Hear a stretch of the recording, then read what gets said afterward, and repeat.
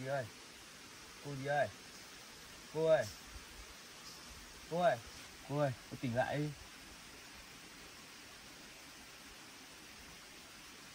Anh là ai vậy? Tôi là cảnh sát đi tuần tra khu vực quanh đây. Thấy cô nằm ở đây nên tôi vào hỏi thăm. Vì sao cô lại nằm ở đây? Ngủ ở đây tôi thấy không an toàn cho sức khỏe của cô đâu. Lại còn thú dữ nguy hiểm nữa. Dạ, hôm qua em làm xong chiếc lán này. Em mệt quá nên em ngủ quên ạ. Thế cô ngủ ở đây lâu chưa? À, hôm qua em ngủ ở đây một đêm rồi anh ạ. Tội em quá. Thế em là người đâu? Sao nhìn em lạ vậy? Em là người vô gia cư anh ạ. Hôm qua em đi tìm việc làm nơi ở. Nhưng mà mệt quá nên em tự tạm chiếc lán. Em ngủ ở đây ạ. Anh thấy hoàn cảnh của em cũng khó khăn quá nhỉ? Thế em còn người thân hay họ hàng gì không? Bố mẹ em mất từ lúc em còn nhỏ. Nên em đi lang thang kiếm sống mưu sinh thôi anh ạ. Bây giờ nên em có xây dựng gia đình. Nhưng mà em không có con, hình như là nên chồng và mẹ chồng đã đẩy em ra khỏi nhà. Bây giờ em không có nơi nào để đi ạ. Hoàn cảnh của em cũng đáng thương quá nhỉ? Thế bây giờ em định đi đâu? Làm gì? Em cũng không biết đi đâu về đâu anh ạ. Em có để dành được một ít tiền để thuê nhà. Nhưng mà giá nhà cao quá nên em chưa thuê được ngôi nhà nào ạ. Anh thấy hoàn cảnh của em cũng đáng thương quá. Ở đây thì hoang vu, chẳng may có động vật hoặc người xấu thì sao? Em em cũng không biết phải làm thế nào đâu anh ạ. Thôi anh bảo rồi, ở trên này có một ngôi nhà. Trước ông bà anh chăn nuôi trên đấy, giờ cũng không ai ở. Để anh dẫn em lên đấy ở tạm nhé. Căn tròi đấy trước ông bà anh cũng lên đấy chăn nuôi, nhưng giờ không ai sử dụng nữa. Ông bà anh già rồi, cũng không lên đấy chăn nuôi nữa. Căn tròi cũng bỏ hoang lâu. Để anh dẫn em lên đấy ở tạm nhé. Dạ thôi, em sợ phiền anh lắm ạ. Không sao đâu. Thế em ở đấy tạm một vài hôm cũng được ạ. Xong rồi em sẽ đi tìm nhà để thuê ạ. Ở đây nguy hiểm lắm. Em cứ ra đấy ở tạm một thời gian đi. Dạ vâng, em cảm ơn anh nhiều lắm ạ. Thế em xin gọi đồ đi cho anh. Dạ vâng ạ.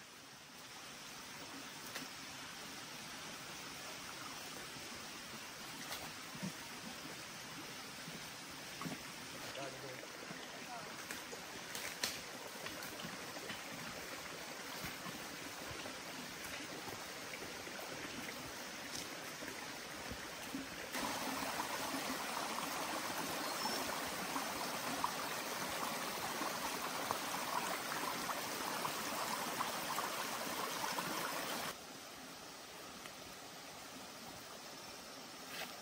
Ngồi lên xe đi.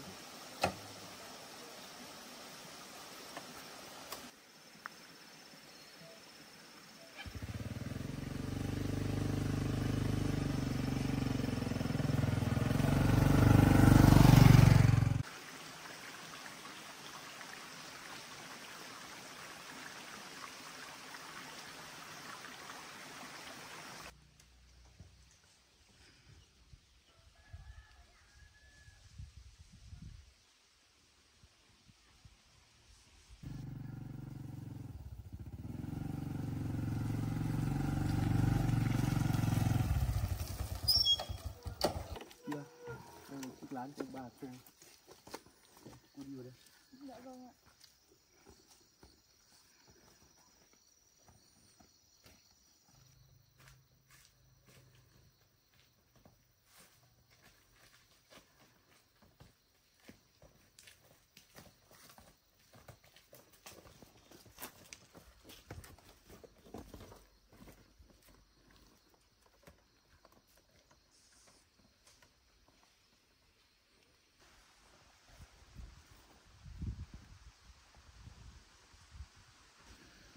Đây là chiếc lán của ông bà tôi.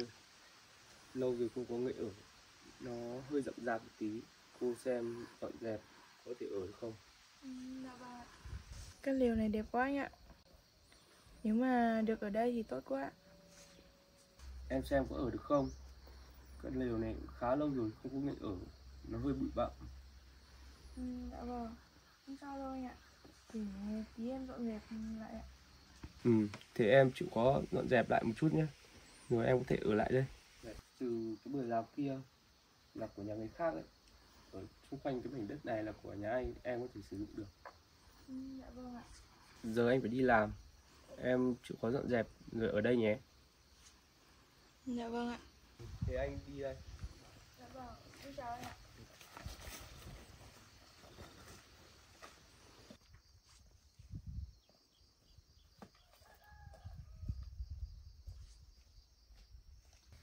Anh cảnh sát đấy thật là tốt bụng.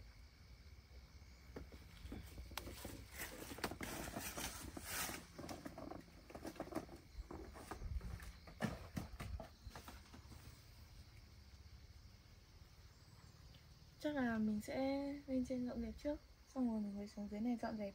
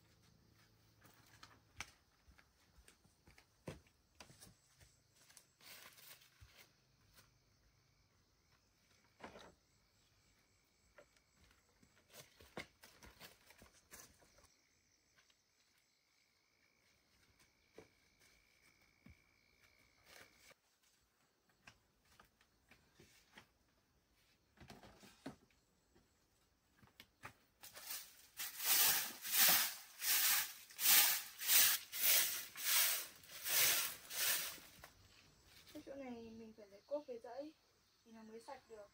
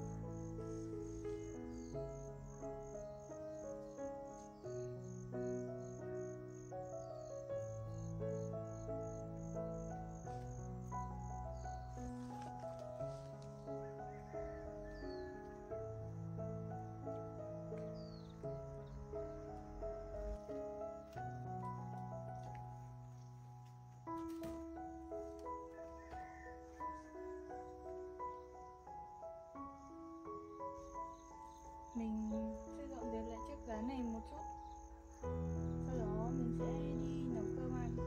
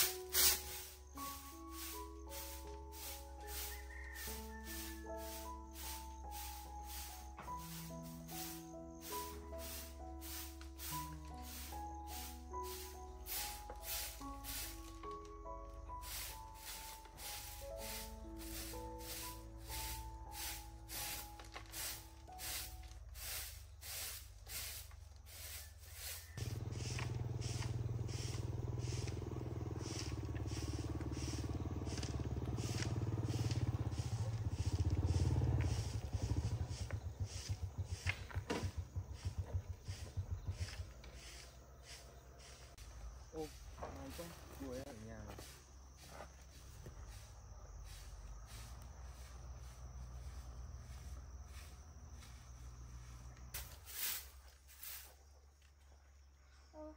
Sao anh cảnh sát đến đây làm gì ấy nhỉ?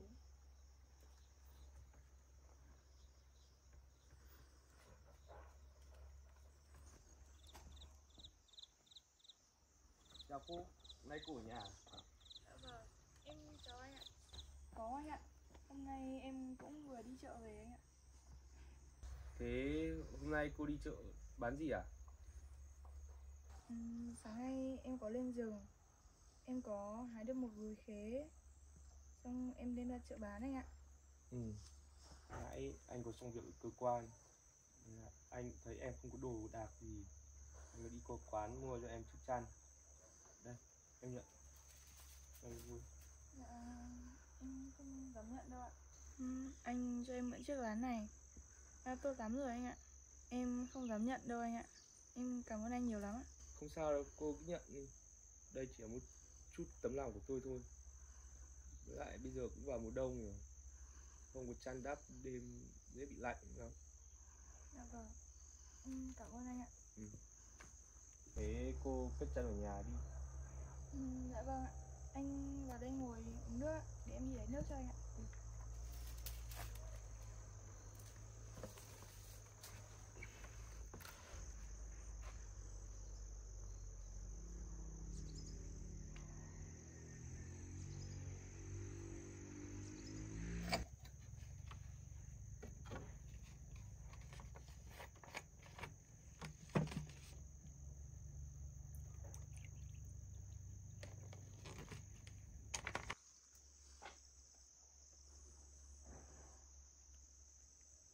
Anh uống nước gì ạ?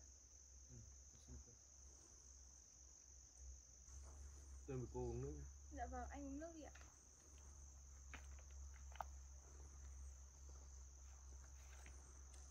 Đã lâu rồi tôi chưa quay trở lại đây, không khí vẫn trong lành cô nhỉ? Dạ vâng. Thế cô ở đây có gặp chuyện gì khó khăn không? Dạ, em không anh ạ. Nếu có chuyện gì khó khăn thì cô cứ nói với tôi, không phải ngại đâu. Dạ vâng, em cảm ơn anh nhiều lắm ạ.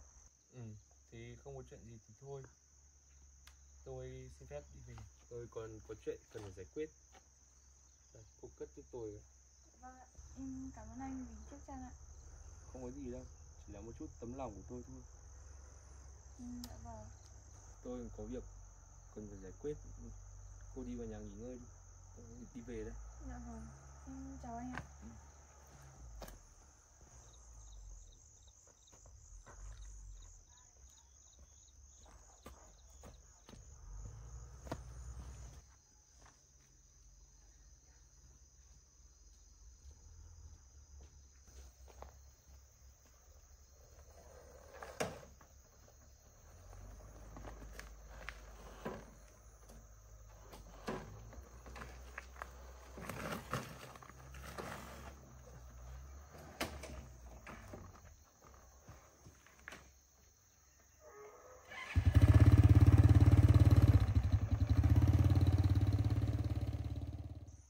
Anh cảnh sát ấy thật là tốt bụng.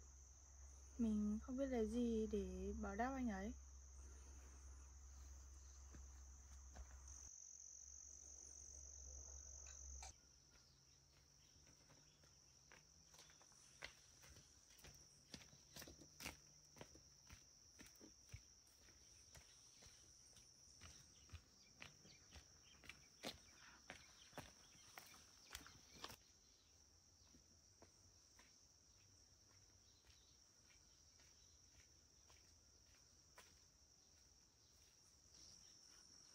Sao ở đây lại có một bà cụ nằm đây thế này?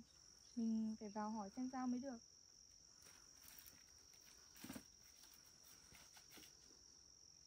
Bà ơi, bà ơi, bà có sao không bà ơi? Bà ơi, bà ơi, bà ơi, bà có sao không ạ? Bà ơi, bà ơi. Cháu bà mệt lắm cháu ạ. Bà ơi, để cháu đỡ bà dậy.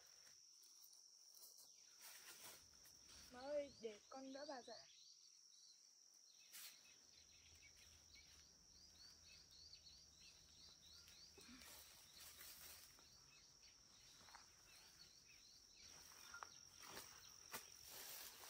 Bà có mệt lắm không hả bà? Mệt lắm cháu ạ. Sao bà lại ngất ở đây ạ? Bà mệt quá cháu ạ. Đi xem nương thì bà ngất ở đây. Bà mệt quá đi, không đi nổi. Dạ vâng. Thế nhà bà có ở gần đây không ạ? Bà ngay gần đây thôi, còn một đoạn nữa thôi. Mà bà mệt quá thì bà ngất ở đây, bà không đi được. Thế để con dìu bà về nhà nhé. Bà cảm ơn cháu.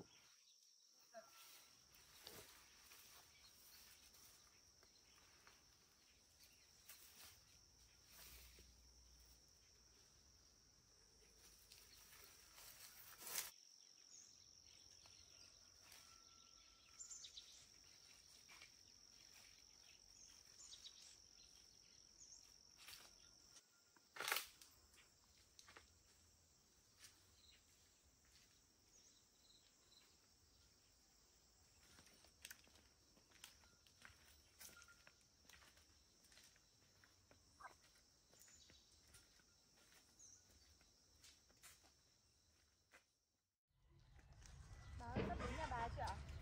Bà còn có một đoạn nữa thôi cháu ạ.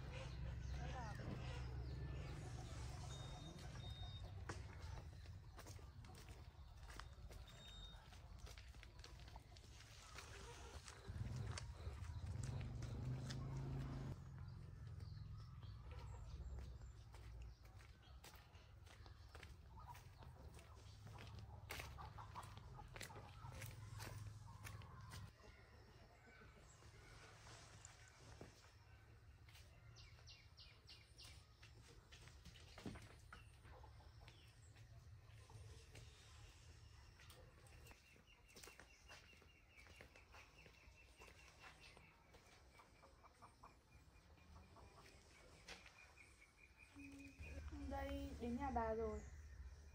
Bây giờ cũng muộn rồi, con xin phép về đây ạ. Lại chơi ra, lại chơi với bà đã. Dạ, thôi bà ạ. Bây giờ cũng muộn rồi, con xin phép về đây ạ. Bà cảm ơn cháu nhé. Dạ vâng ạ. Thế con chào bà, con về đây ạ. Bà cảm ơn cháu nhé. Dạ vâng ạ.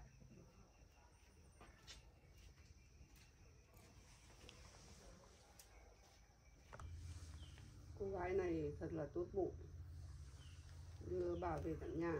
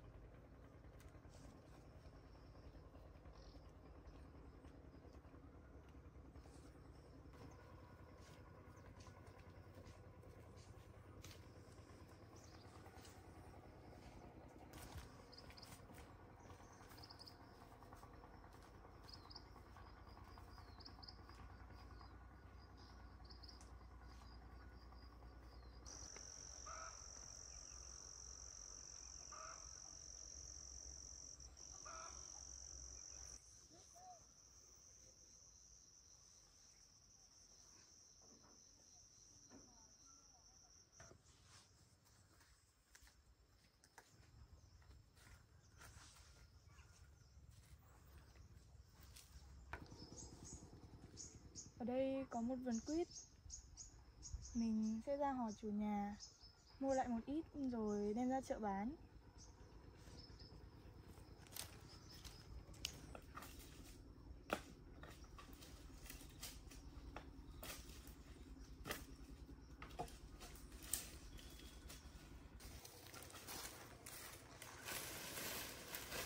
Chào chị ạ. Vườn quýt này là của nhà ai?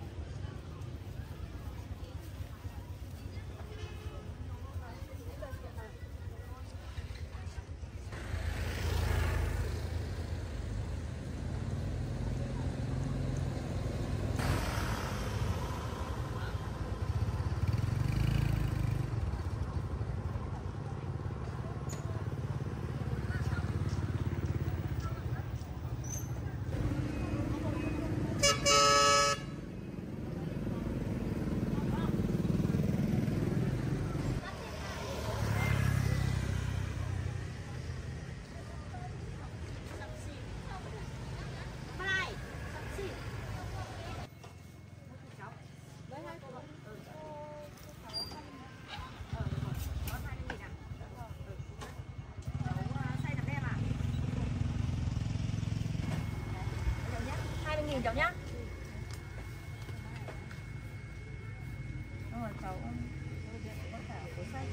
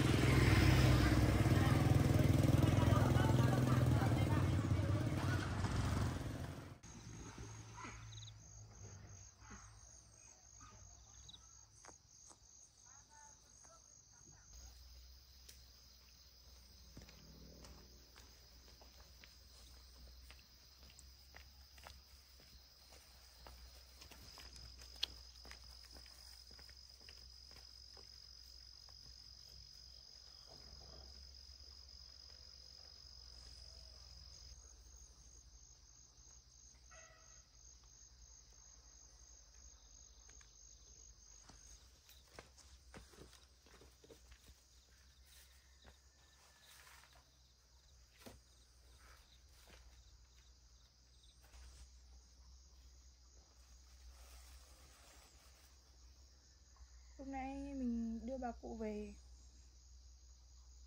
Bây giờ cũng muộn rồi, chắc là mình sẽ nấu cơm ăn, rồi ngày mai mình sẽ vào nhà tắm sau.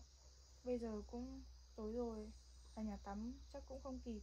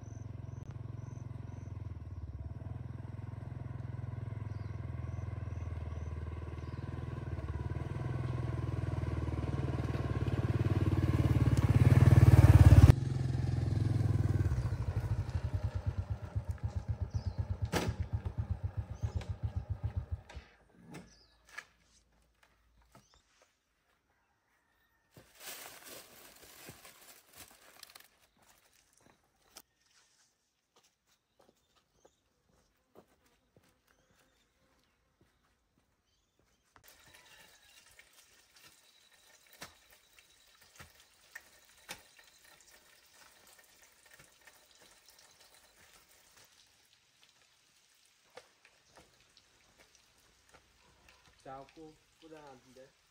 Em chào anh ạ. em luôn để cho nước sốt ạ. Thế hôm nay cô không đi làm à? Em không ạ, hôm nay em ở nhà làm máng nước này ạ. Nay tiện đi qua đây tôi cũng có đi qua quán mua cho cô một ít đồ. Có mì tôm với một cái chợ, cái muôi. Anh mua cho em nhiều đồ lắm rồi, em không dám nhận đâu ạ. Lỡ mua rồi, đây cô cầm lấy.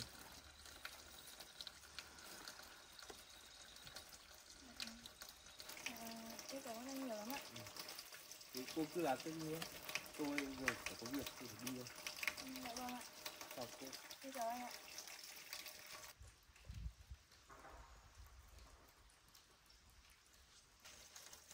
Anh cảnh sát này thật là tốt bụng. Anh ấy đã giúp mình quá nhiều rồi.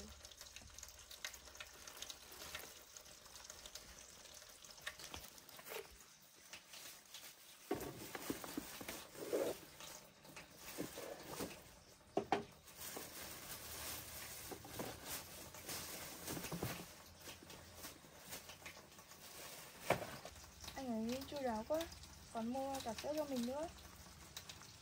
May quá, mình cũng đang cần một chiếc chậu.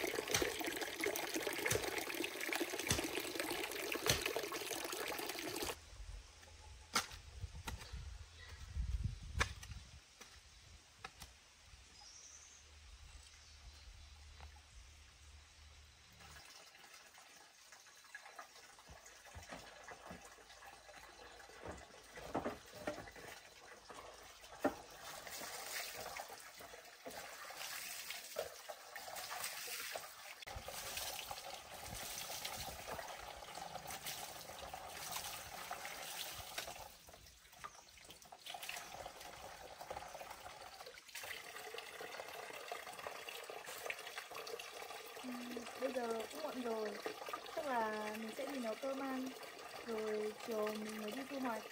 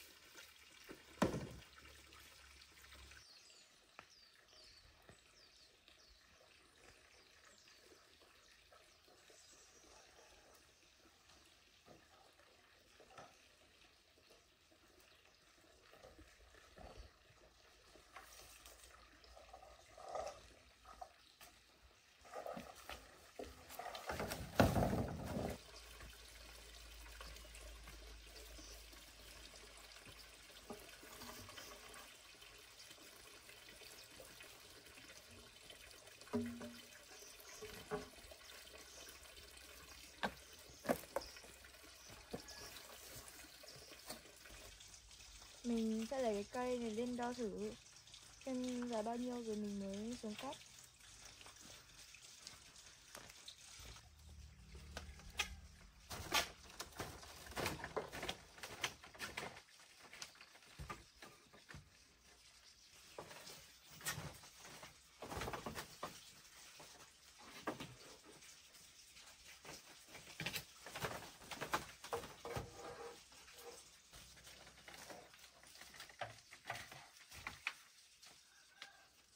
Mình sẽ để tầm này để làm cửa.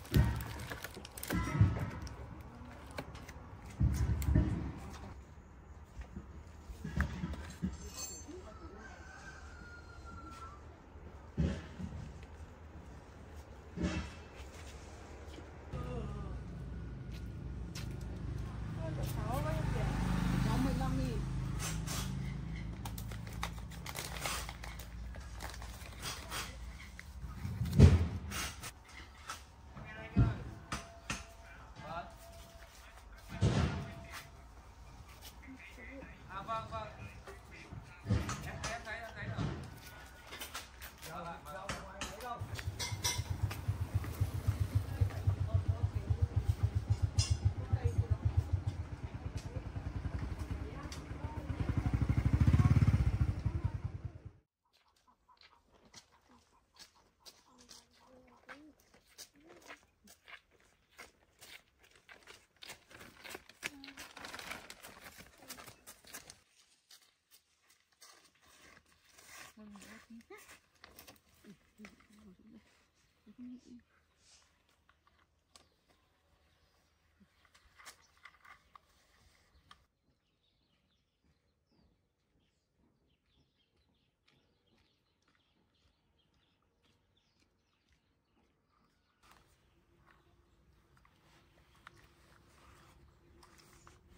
Hay là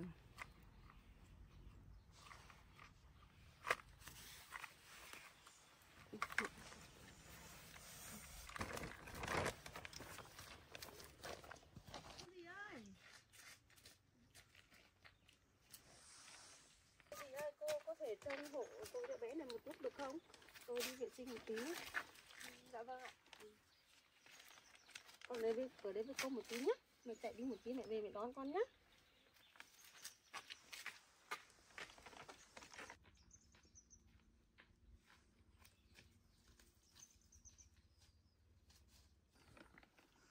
Em ơi đi vào đây ngồi. Đây ngoan đợi mẹ nhá. Mẹ đi một tí mẹ về thôi.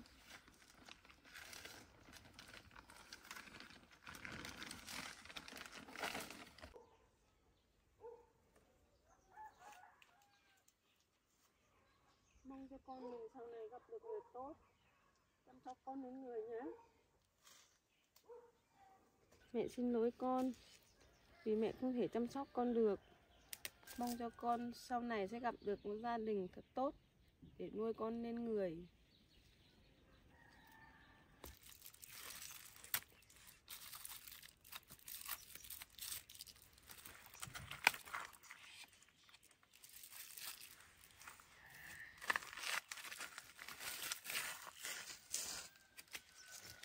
Ở đây chơi đợi mẹ một tí nhá.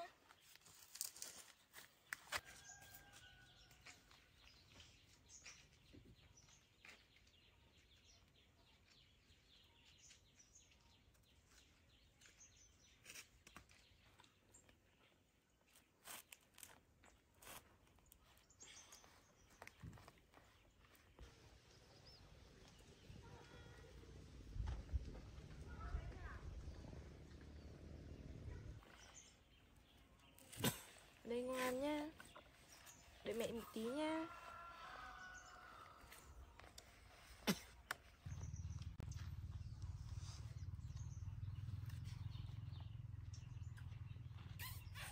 Sao chị ấy đi vệ sinh lâu thế nhỉ?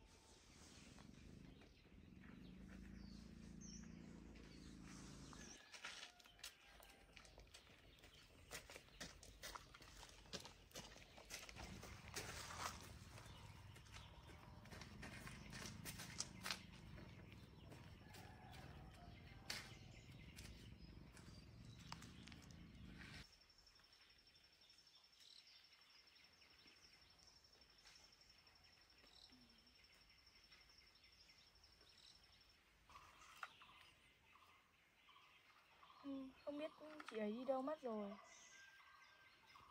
Mình tìm mãi không thấy.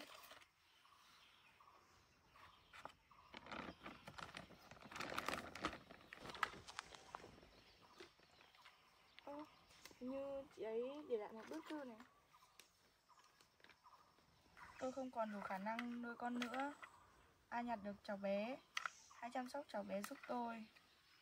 Con tôi tên là Hà Duy Tuấn, sinh ngày 1 tháng 1 năm 2021. Thật là tội nghiệp thằng bé.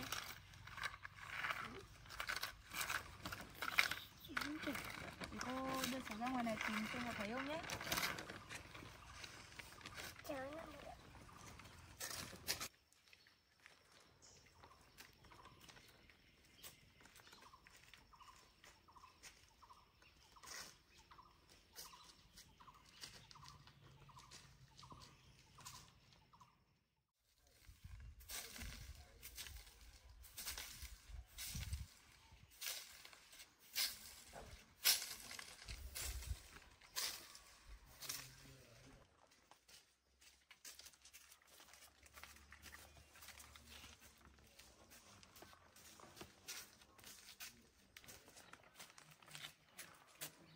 Ở kia có một chị gái, mình sẽ ra đấy hỏi xem có biết đây là con nhà ai không.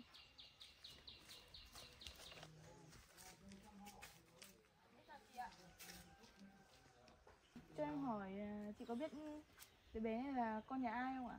Tôi không biết đâu. Dạ vâng ạ, em cảm ơn chị ạ.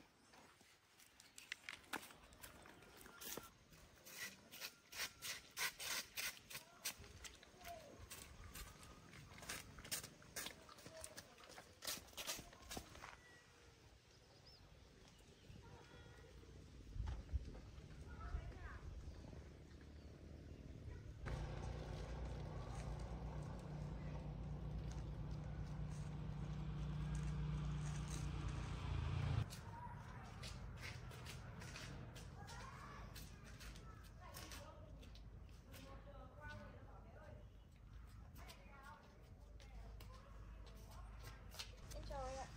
Chào cô. Anh cho em hỏi là anh có biết đứa trẻ này là con nhà ai không ạ? Tôi không biết đâu. Vâng, dạ vâng ạ, em cảm ơn ạ.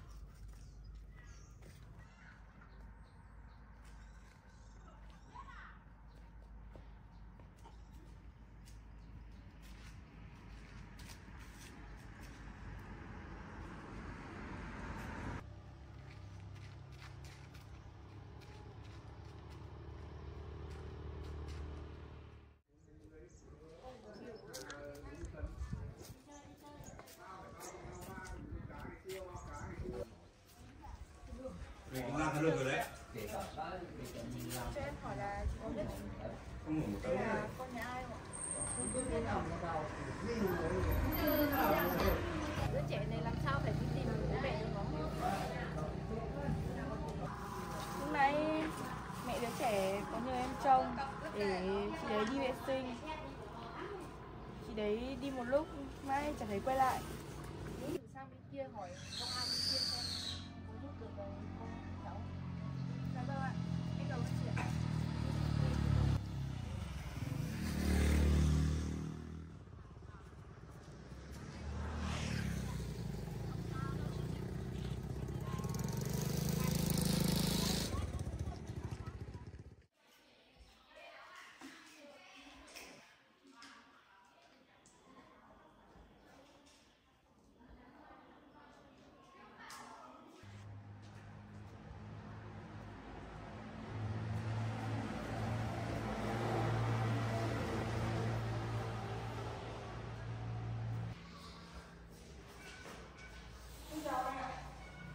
Chào cô. Thế cô đến đây có chuyện gì à? Dạ, em có chuyện cần trình báo anh ạ. Thế cô đến đây ngồi đây để nói chuyện với tôi. Dạ vâng.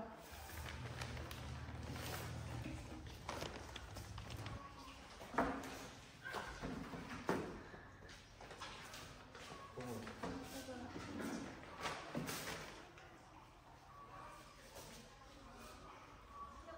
Thế cô đến đây có chuyện gì? Dạ, sáng nay đang trên đường đi ra về thì em gặp hai mẹ con này ạ. Hai con cô này. Dạ vâng. Chị ấy có nhờ em trông thằng bé để đi vệ sinh, xong em đợi mãi không thấy chị ấy quay về. Và chị ấy có để lại một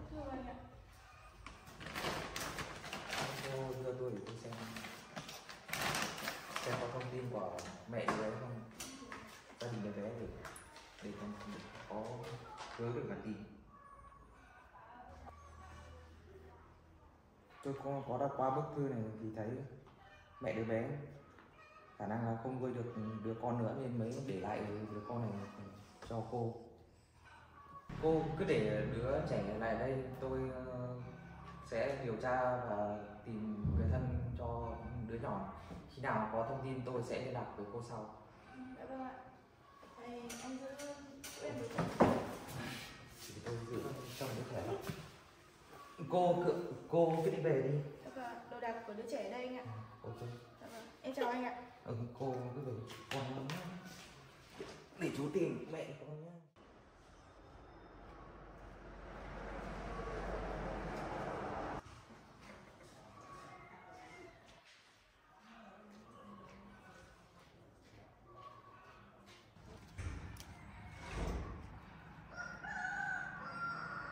Mong anh cảnh sát sẽ sớm tìm được người nhà của đứa trẻ.